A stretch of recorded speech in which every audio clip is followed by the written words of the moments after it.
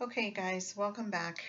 This is going to be my last video of this evening, but I have some more information that I wanted to go ahead and get out tonight for y'all's discernment, study, prayer, research, and what have you. Um, in the last video, we introduced that the diagram that we had in regards to the Queensland information, this particular diagram, we identified that the Lord was actually pointing us to Enoch's calendar. He's pointing us to Enoch's calendar. Enoch's calendar is broken up into 4 quarters, with spring, summer, autumn, and winter each quarter having 3 months in it.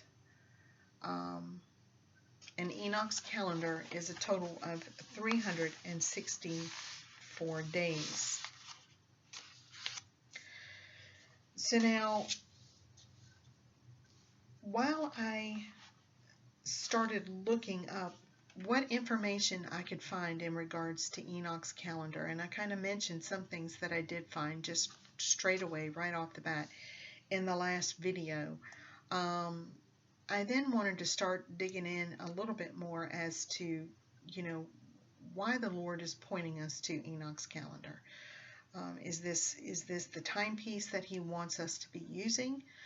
Is He trying to point us to a specific date and time forthcoming? I mentioned in the last video the way that the dates are and where we are in Enoch's calendar, or what they call Yah's calendar, comparative to where we are currently right now in our Gregorian calendar, and it's quite a bit different, and it's off quite a bit, including even the Sabbath days being off. And so we understand that this is obviously some type of an attempt to confuse and to confuse people as to when the feasts are, when the harvest times are, when the Sabbaths actually are, and we can understand that, and we know that God is not the author of confusion. So He's pointing us to this calendar for a specific reason.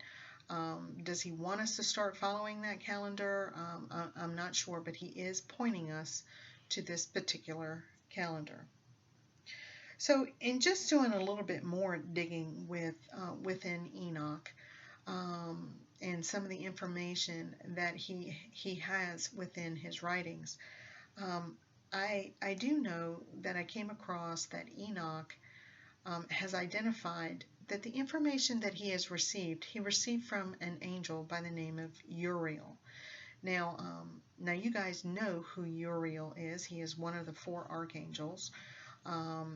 And he, actually there's more than 4 archangels, I believe, but he is one of the 4 main ones that are basically identified. And so Uriel gave Enoch and provided Enoch all of this information and showed him certain things by taking him to the heavenlies and showing him all of the mysteries therein. Now Enoch came back down and was given some time to get this information to Methuselah. Now you guys are familiar with Methuselah. Methuselah is known for living a very, very long time, and even today, in today's society, some people will try to describe how old something is, and they'll say, oh, it's as old as Methuselah. And so when you hear that, then they're talking about something that's very, very old. Methuselah lived a very long time. I don't know the exact number of years, 900 maybe. I'm not sure, but there was a prophecy that Noah's flood would not happen until after Methuselah had passed, and so Methuselah he hung on for a very, very long time.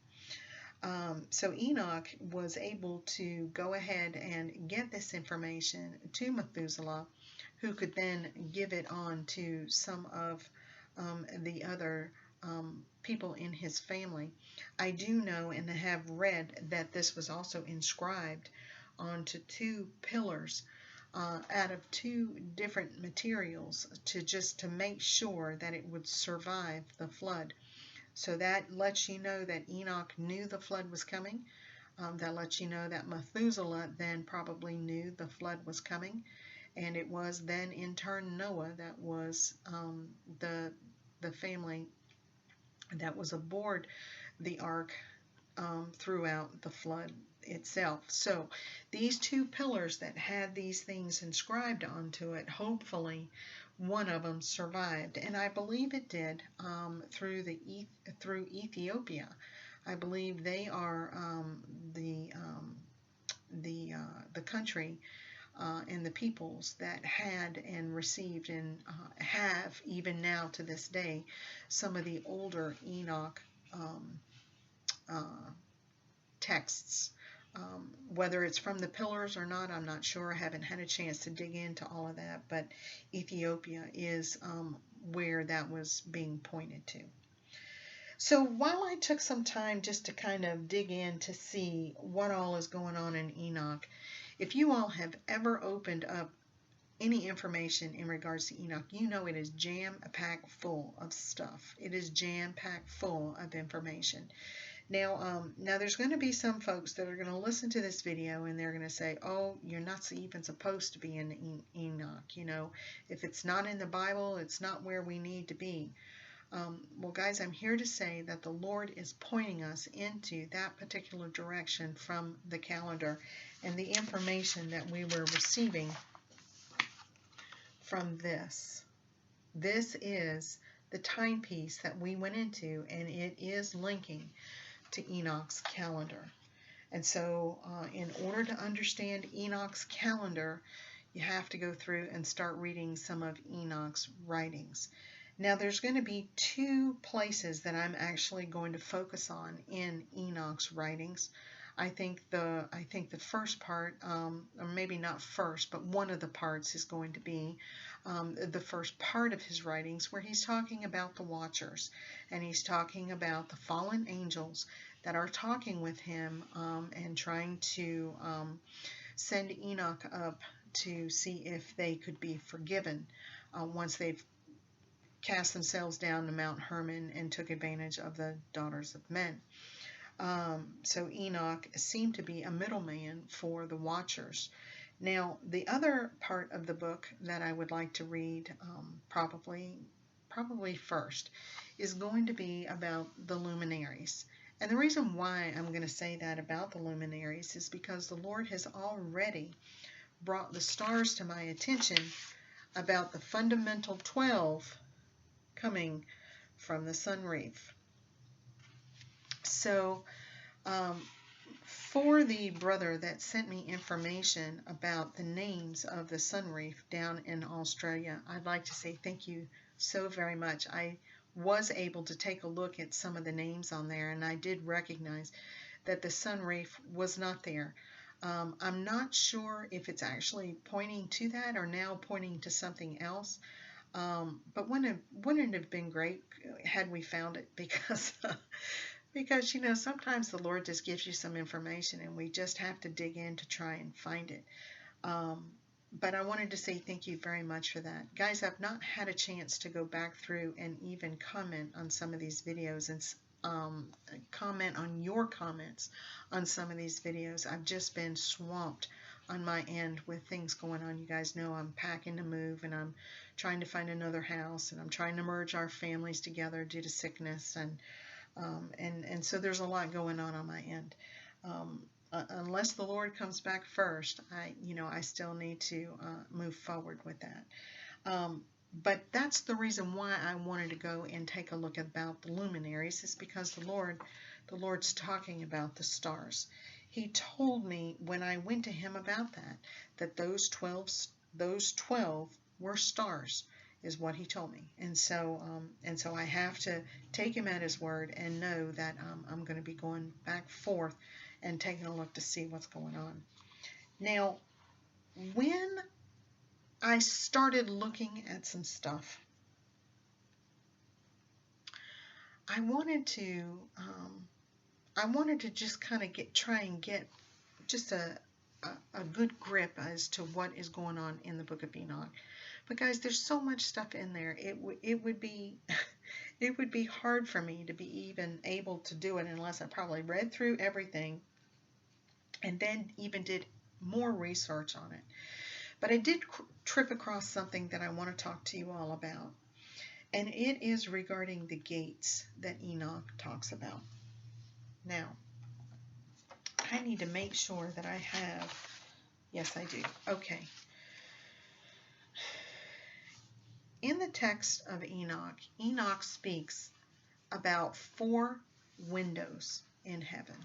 He's talking about, not 4, he's talking about 12 windows in heaven. He calls them a gate.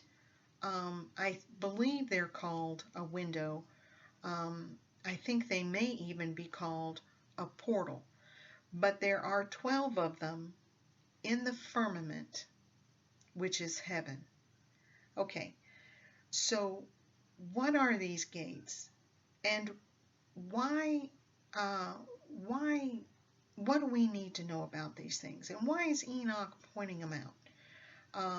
And what are they for? And what do we need to do? Now, when you're reading Enoch and you're understanding that the sun will rise in one and set in another, and rise in another and set in another, and rise in another and set in another, and it's talking about these portals, and it's talking about different things. And so it can be a little bit confusing. But from what I understand, when he's talking about these gates, he's talking about these windows. So I'm just going to say that gates are windows. Okay? So now I understand out of 12 gates, let me just back this up. Let's just back it up just a little bit more. When I was listening to someone try to explain about the gates and what they do and how this all works, I was only able to get little snippets of information.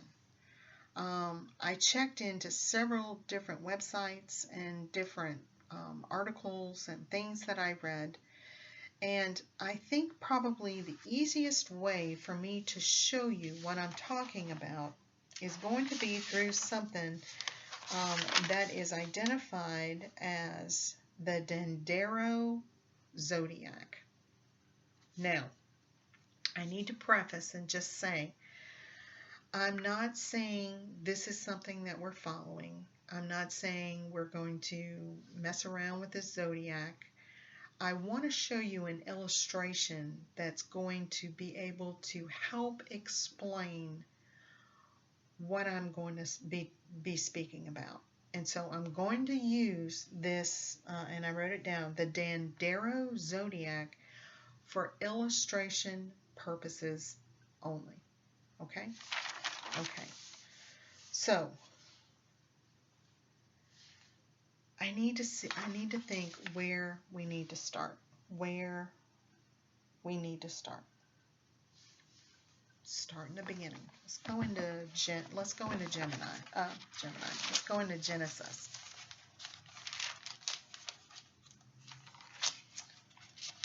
All right, so Genesis 1.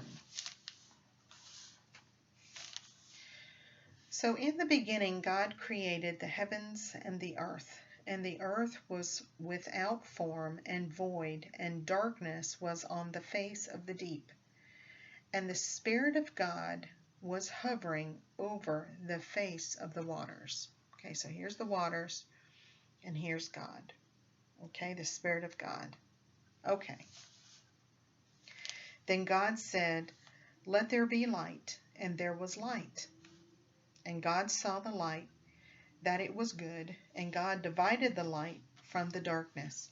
And he called the light day, and the darkness he called night. So the evening and the morning were the first day.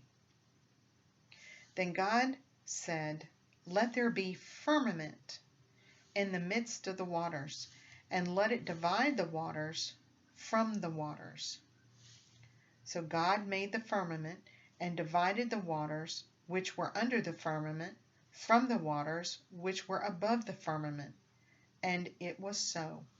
And God called the firmament heaven. Okay, so now here's the waters. Here's God's Spirit, right? And so what he's done is he's put right in the, let's just do it this way. Right in the center, he has put heaven, right in the center. So now you have water up above and water down below, okay? And he calls this the firmament, heaven, okay? So God called the firmament heaven. So the second and the morning, so the evening and the morning were the second day. Okay, and so then he goes on and continues.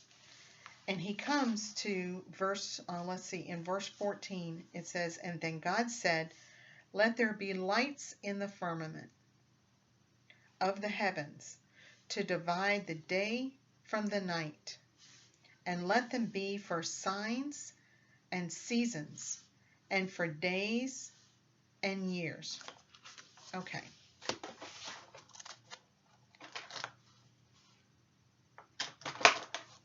So let's write this down. So the lights, that's not going to be good. I need one that's going to write a little better. Let's see if this is.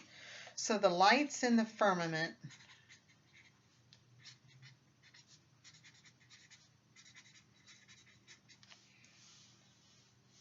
in the heavens divide the day from the night, right? So it divides the day from the night,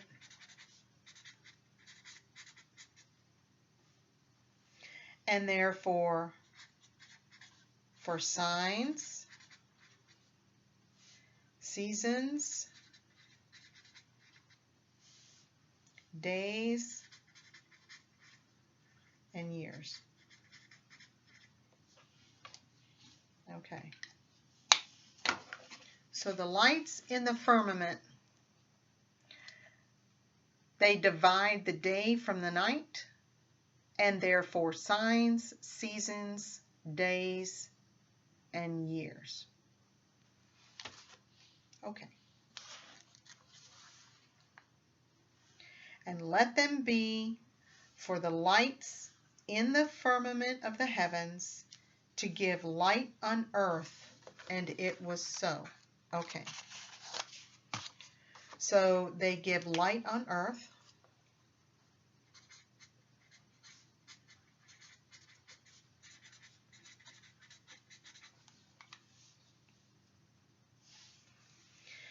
Then God made two great lights. The greater light to rule the day,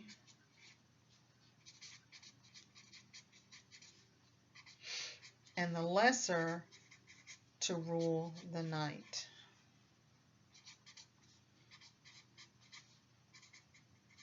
Now,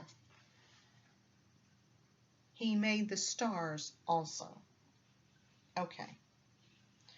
So God set them in the firmament of heaven, of the heavens, to give light on the earth, and to rule over the day and over the night, and to divide the light from the darkness. And God saw that it was good. Okay. So the greater light rules the day, and the lesser rules the night. So I started thinking about that. The Lord told me that the fundamental 12 were stars. That's what he said. They were stars. And I said, okay. So I know he's pointing me up here. So now what does that mean? So I went and I looked and I just Googled. And this is what I Googled. I said, is the sun a star? And this is what it says. It says the sun is a star. A star is a luminous sphere of plasma held together by its own gravity. So the sun is a star. And the sun is the greater light that rules the day. Would you all agree with that? Okay, so the greater light is a star, and it's the sun, right? Okay. So then I asked the question to Google, is the moon a star? And this is what it says. No, the moon is a natural satellite of the planet Earth. It is a large rock, whereas a star is significantly larger and made of hydrogen and helium. An example of a star is our sun. Okay. So, is a rock a lesser light? See, all this time when I read that scripture, I thought to myself, well, the greater light is the sun. I understood that. But the lesser light that ruled the night, I just thought, well, that's the moon. But is it? Because this is saying that the moon is a rock. So now I'm like, well, then what is the lesser light? What is the lesser light ruling the night? Is that the stars? Stars are luminous, right? We know that. Stars are luminous. We just understood that when we looked up to see, is the sun a star? So then I said, well, maybe it's the planets. Let's look that up, right? So is a planet identified as a star? And it says no. A star is not a planet. Stars are luminous spheres of plasma, and planets orbit the stars. So it's not the planets that are ruling the night. It's not the moon that I'm understanding as a rock that is a light. It's not luminous. So what is the lesser lights that are ruling the night? Are they the stars? So I'm thinking to myself, okay, now wait a minute then. So the Lord told me that the fundamental 12 came from the sun reef. The sun reef? He said the 12 were stars. The sun is a star. Could this be what he's speaking of? I don't know. I'm still seeking him on that. However, I started asking him about the firmament and the stars in the heaven and what all that was about. And when I started digging into Enoch, and it started speaking of the windows or the gates that was in the firmament, I started understanding, okay, wait a minute. Something, there's a link here, and I don't know what it is yet. I don't know what it is yet. But when I started looking at the 12 windows, the 12 gates, the 12, I was going to say doors, but I better not say that. I better stick with windows and gates. I don't know enough about it to say, is it a door too? I'm going to leave it as a window and a gate. But when I started looking up to see what was going on with these 12 gates, I was made aware of some information that was pretty disturbing. The first thing is that 8 out of 12 gates are used for destruction. 8 out of 12 gates are used for destruction. For destruction. It's used to allow things from the heavens, from the third heaven, to pass through the gates to come down into earth. When those gates or windows are open, things can pass through them to come down. Now, I only said 8 out of 12 were for destruction. 4 of the 12 are for blessings. And so, through these 12 windows and gates, we have some good things coming through, and we have some bad things coming through. Now, what I found was very, very, very interesting was that 4 out of 12 windows, or 1/3 of the windows, or 33% of the windows, are used for blessing.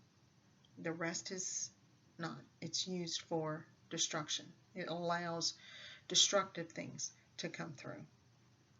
Now, how interesting is it about 1/3, which equals 33%? Guys, we know about the number 33. We know the 33rd day of the Omar is not a very good day. It's a day that they believe the Antichrist will make himself known. Why has the Antichrist taken over the number 33? Let's take a look. When the fallen angels came down, 200 of them, maybe a little bit more, when they came down on Mount Hermon, the fallen angels, the ones that saw the daughters of men, thought they were fair and took them, they came down and encamped on the 33rd parallel. We know that that parallel goes all the way around the world on the globe. And it appears that there are some pretty significant and bad things that appear to happen around that 33 degrees. Now, I've not done a whole lot of digging into that, but I was made aware of that in some studies that I had done in the past.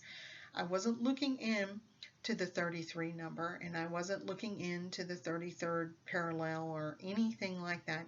Just some little tidbits of information came to my attention through my studies in the past.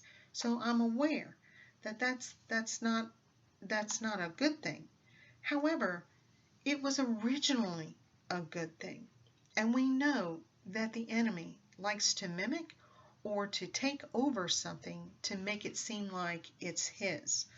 And so when it comes to these influences about, what's coming in through these gates from the heavenly realm, we know that this 33%, this appears to be where this originated from.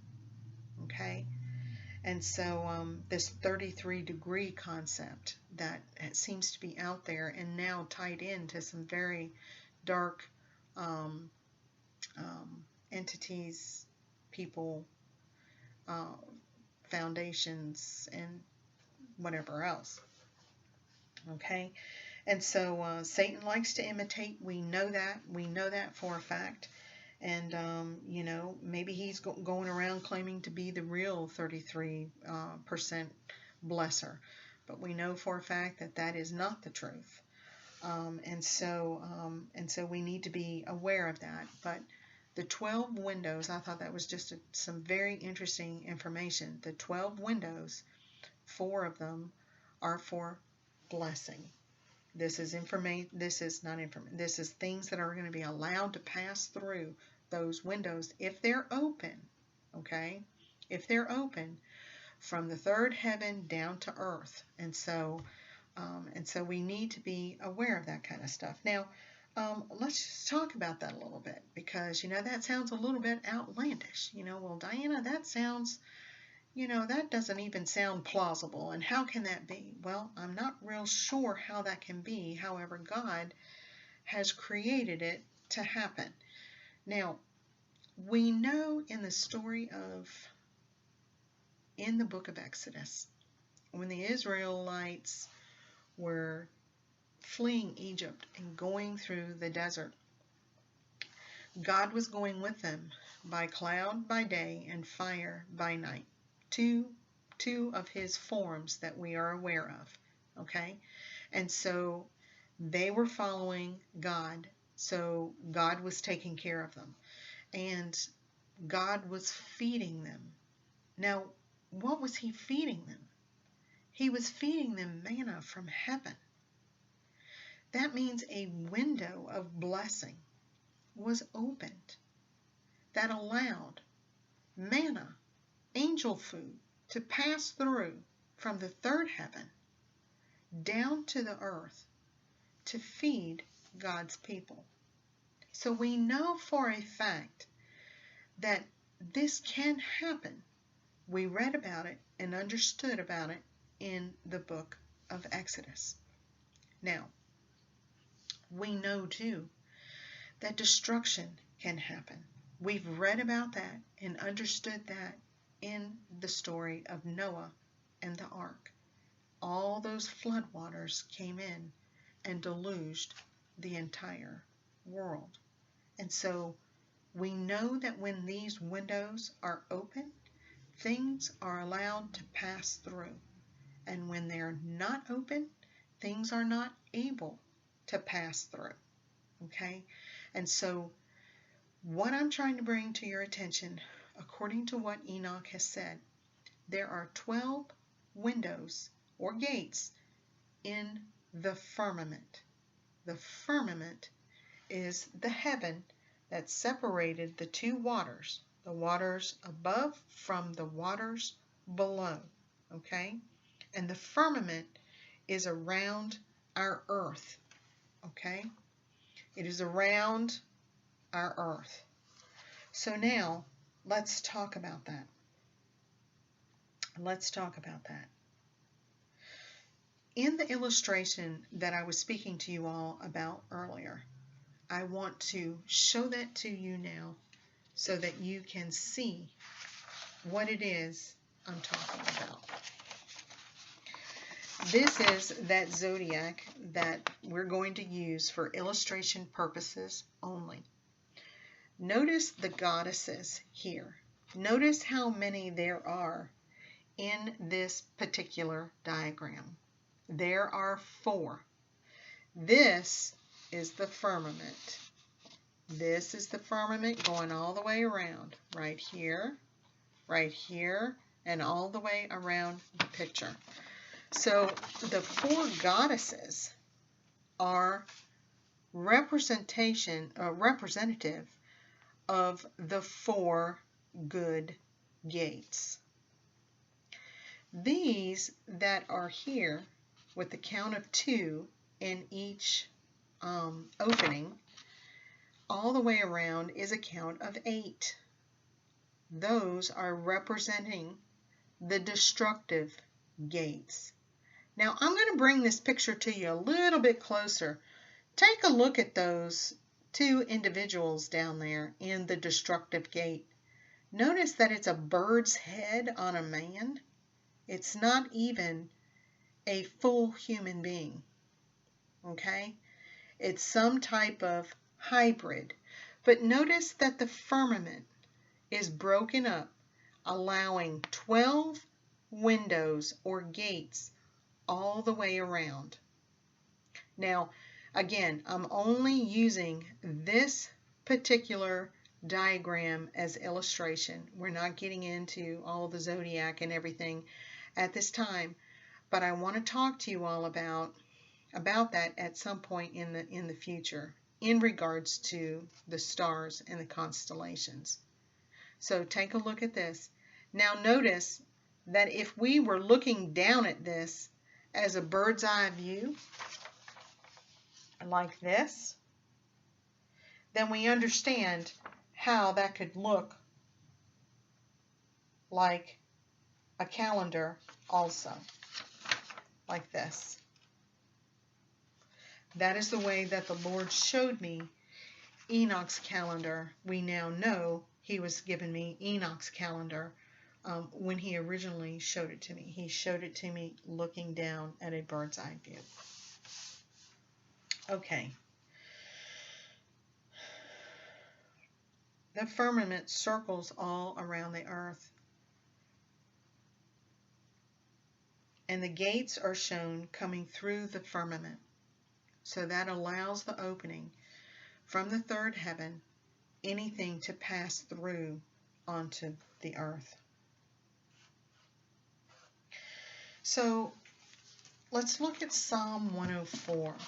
Psalm 104, and I think it's verse 3, where the Lord is speaking of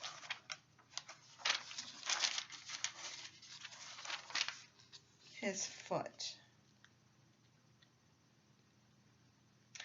Psalm 104, bless the Lord, O my soul.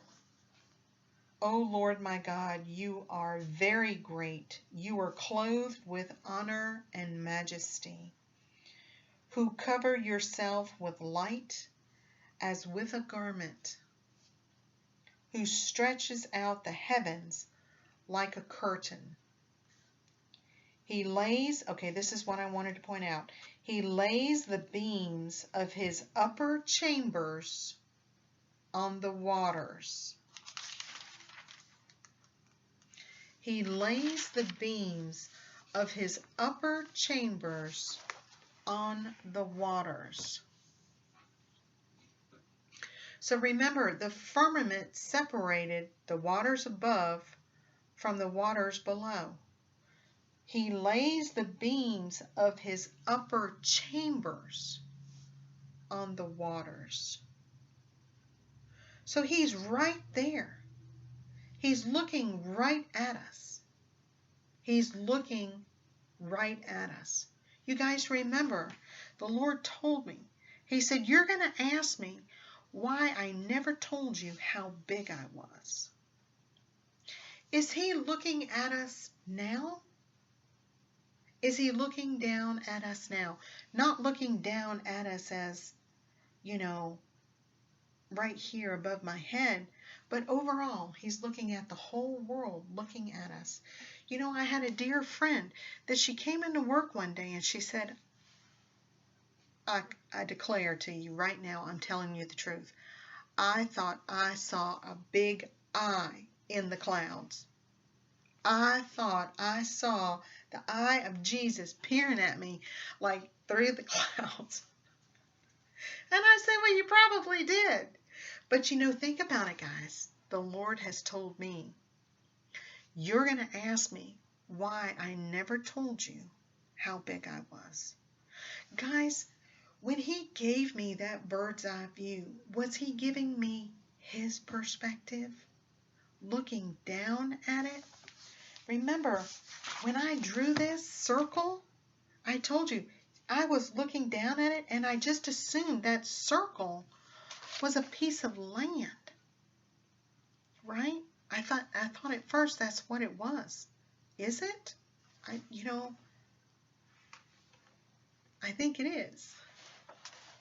But he's seeing us on land, us, through the heavenlies, through the luminaries, through all of that. And he's watching all of those stars and everything go around, and he's watching us below.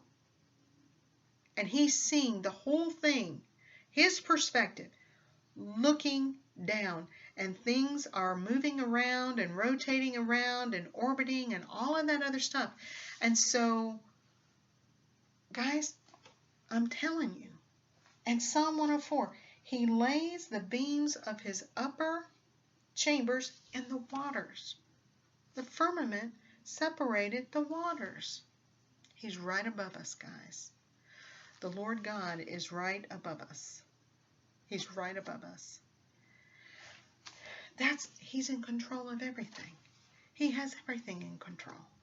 Everything in control. Okay.